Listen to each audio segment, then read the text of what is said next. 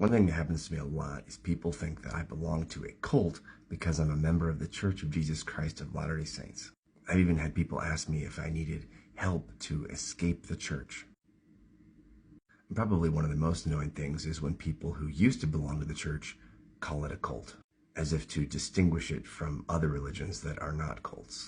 Although usually when you ask them, do they think other religions are cults too, they'll say yes, if they have any experience attending another religion.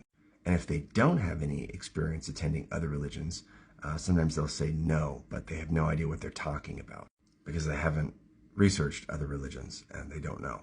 Sometimes they'll specify and say, well, a high demand religion is a cult. Okay, Buddhist monks, Hindu yogis, Catholic priests, cult members then?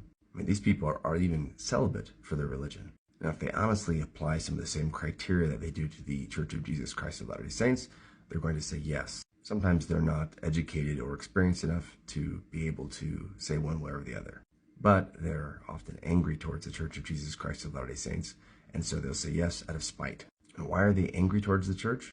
A lot of them kind of feel like the church sort of ruined their life, and they'll refer to the bite model. And I have actually met people whose parents are extremely controlling, and they'll use the church to control their children. I've even met some local church leaders who are very controlling. Now, I've also met people in many other religions who are the same way and use the religion to control and judge and all these other kinds of things. This is not in any way unique to the Church of Jesus Christ of Latter-day Saints. And by the way, I've found plenty of people outside of religion that are also very controlling. In fact, if we go through this bite model together, which we can go ahead and do now, you'll find that it applies to just about every sport that anyone's ever attended, just about any job they've ever attended, and any school they've ever attended. Control of physical environment, rigid rules, rewards and punishments, dependence and obedience. Yep, that's about every sport, every job, and every school or college that I've ever attended. Way more than my religion. At least for me personally. I can't speak for other people. Because you got to realize the church has millions and millions of people in it, and different groups are different. So for me personally, I've never felt controlled, or if there was any control, it was way less than the, track or football or wrestling or any of the sports I attended. Way less than what it was like going to school, public school, by the way. It was even way less than when I attended other churches, Protestant churches, evangelical churches, Baptist churches. I go in and they tell me that if I go to the church that I want to go to, that I'm going to burn in hell. I have to believe things exactly the way that they do. And if I don't, that God will burn me. Yikes. Whereas in the Church of Jesus Christ of Latter-day Saints, what I was taught is that God is super merciful and loving. Heaven is going to be wonderful. But if you do all the right things, it's going to be even more wonderful. It's like you can get $1 billion, or you can get $10 billion, or $100 billion. But ultimately, even if you don't do those things, God is so merciful and loving. You might have some kind of situation, and the atonement of Jesus Christ is going to take care of it. So don't worry too much about it. Super controlling, right? Oh, but wait, I just mentioned rewards. So it must be a cult then.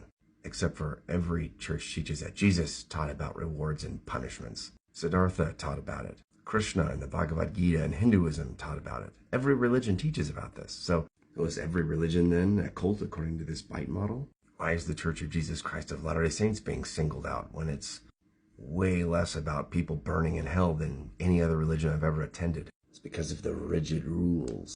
Most religions have an opportunity for people to practice really rigid rules. Look at the teachings of Christ. If somebody slaps you on the left cheek, turn to them the right also. Someone asks you to go with them a mile, go with them 2 miles. Don't even think thoughts that are lustful, or else you've committed adultery already in your heart. Well, sound a lot like thought-stopping techniques, or encouraging good and proper thoughts, or emotion-blocking techniques, or guilt manipulation, or feeling chosen and special because Christ said, "Ye are the salt of the earth." But you know what? There's the exact same stuff in Islam. And yes, I've read the Quran twice, and I've talked to a lot of people in Islam, Muslims, and the Dhammapada has the same kinds of things.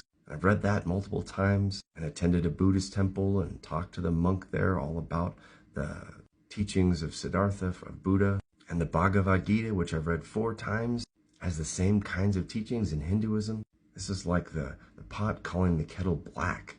Rigid rules. You don't think monks and yogis and Catholic priests all don't have rigid rules? The only difference for me is that the Church of Jesus Christ of Latter-day Saints is more lax. In a lot of these other religions, if you don't follow exactly what they're teaching, they talk about burning in hell. But in the Church of Jesus Christ of Latter-day Saints, it's like, well, heaven might be a little bit less nice, but it'll still be so nice it'll be beyond your comprehension. And then if I look at atheism, it's terrible.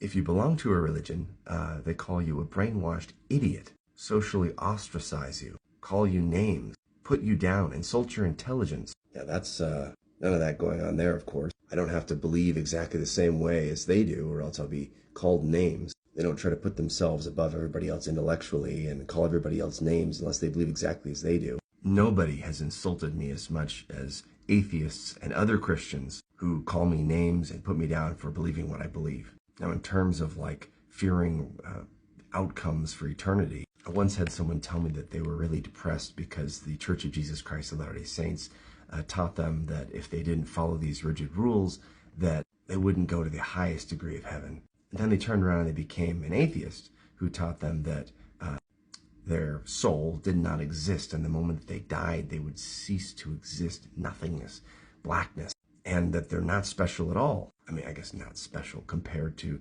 being a member of the Church of Jesus Christ of Latter-day Saints that teaches you that you're a child of God. The being that created the universe is your Father, and that you have the potential for eternal progression. He'll judge you perfectly, mercifully, understanding everything that you're going through. Versus other religions that say, well, if you don't believe exactly the way that we believe, you'll burn in hell forever. Or if you're an atheist, if you don't believe exactly the way that we believe, you're an idiot and you're brainwashed and you're gullible. And we're going to continue to post on your videos calling you names. When you have conversations with us, we're going to continue to put you down until you believe the way that we believe. I see way more of this going on outside of the church than in it. Yeah, but what about the deception and the propaganda? Okay, you think that the church leaders are all liars. I've spent significant amounts of time with church leaders. We have a member of the 70 that's in my elders quorum. That's like very high up in the church, just down below 12 apostles. And he interacts with the apostles regularly, and he makes comments about it in elders quorum. These apostles believe what they're teaching, and the quorum of the 70 believes what they're teaching. I'm absolutely convinced of that. Now, you can argue about whether or not they're wrong, but that's different than deception, than propaganda. They're doing the same thing that the Buddhist monks and the Hindu yogis and the Catholic priests and the pastors in your religion do. They're sharing what they believe to be true, and they're living it to the best of their ability. Now, all of this being said, I actually know a couple of people who parent their children in a way that is extremely controlling, that I think is terrible for their children. I know people outside of the church and inside of the church and belong to other religions and belong to my religion that do this.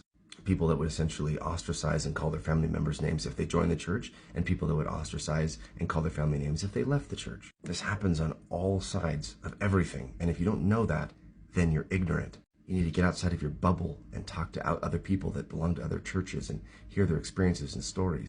I've had thousands of conversations with other people. Most of what I did on my mission was I would meet people and I would ask them what they believed, and then I would listen, sometimes for hours. I had almost 1,000 conversations with people before I finished my mission, and that was 20 years ago. And yes, I kept track of it on my mission. All of this stuff occurs in every religion and every group that I've ever encountered. And with my personal experience, it occurs less than in these other groups. The church is more loving and accepting of other groups. Other Christians who are thinking that everybody's going to burn in hell except for the people that believe exactly the same way that they do, which is like the majority of Christians. That is way more rigid reward and punishment, dependence and obedience, control, insider, outsider doctrine, and this whole thing of discouraging access to outside sources of information. I was always encouraged to do that. Maybe your experience was different, but that's not been mine. So you can speak to yourself if you've been in a cult, but you can't speak for me. And I do think there are people that belong to the Church of Jesus Christ of Latter-day Saints who have experienced this. Because in a church with millions of people in it, some parents and some local leaders are likely to be more culty. But that has not been my experience as a member of the church. My experience has been very open and loving and free. Lots of encouraging me to do my own research. Lots of attending other religions. Lots of feeling like everyone is special. This has not applied to me in the church.